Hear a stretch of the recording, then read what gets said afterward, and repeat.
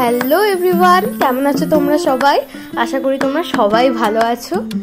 তো চলে এলাম পুরীর ব্লগ নিয়ে। তোমরা জানতেই যে তোমরা এই ব্লগগুলো পাবে, কিন্তু বড্ড দেরি হয়ে গেছে।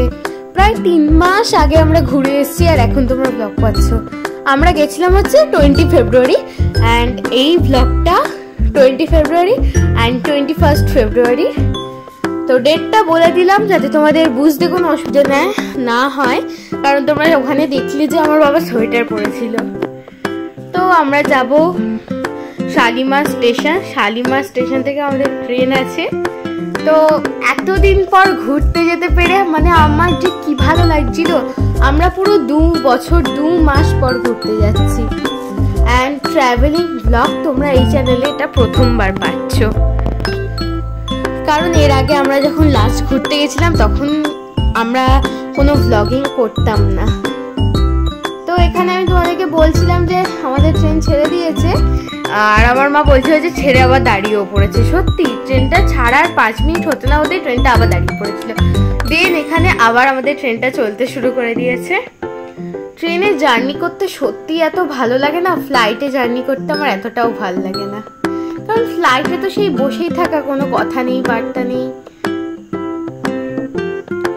তো এইবারে আবার পুরীতে এসে তোমাদের সাথে দেখা হচ্ছে, কারণ আমরা ততক্ষণে পুরীতে পৌঁছে গেছি।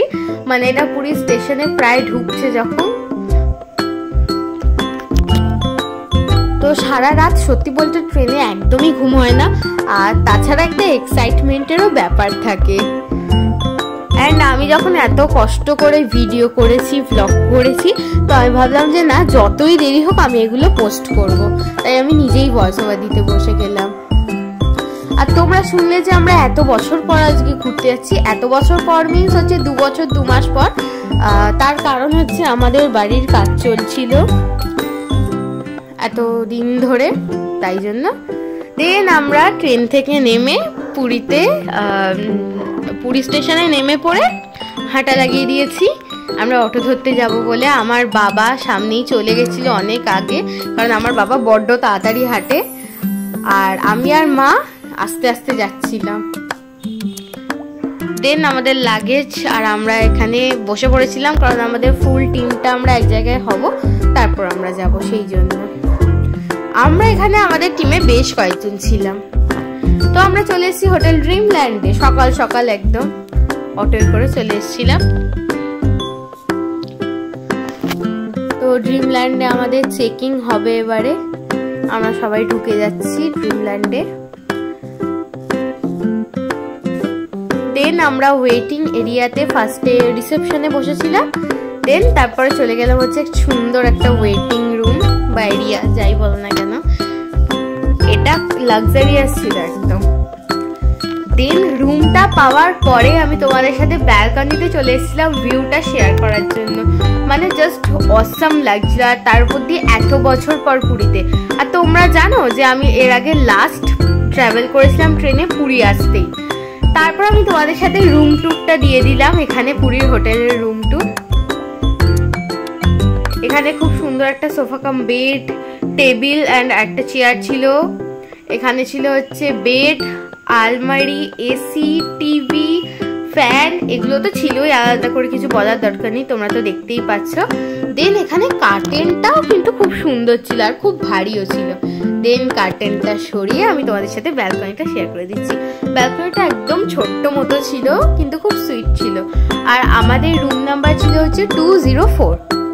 আমরা ছিলাম হচ্ছে 1st ফ্লোরে।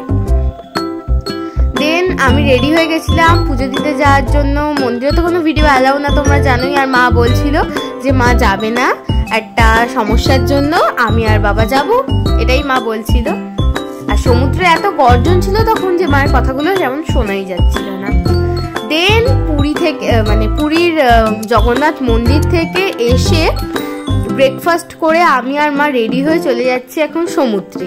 কিন্তু এখন আমি চান করতে যাচ্ছি না, এখন যাচ্ছি কিছু ফটো আর ভিডিও শ্যুট করতে। ওই জন্য আমি আর মা দুজনেই যাচ্ছি। এরপর আমরা ফুল টিম মিলে আসবো হচ্ছে চান করতে সমুদ্রে। তাই জন্য এর আগে আমি জাস্ট এখানে একটু পা ভেজাতে চলে এসেছিলাম, কারণ আমার আর তর্স হয়েছিল না। এত ভাল লাগছিল এতদিন পর সমুদ্রের জলটা ছুঁতে পেরে, কি বলবো, এত এতটাই আরামদায়ক ছিল সেই মোমেন্টগুলো।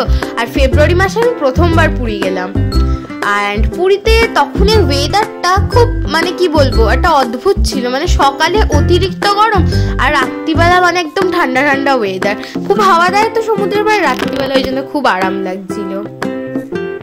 তো এটা এইটুকুই, পার্ট 2 এর জন্য ওয়েট করো। Tata and thanks for watching.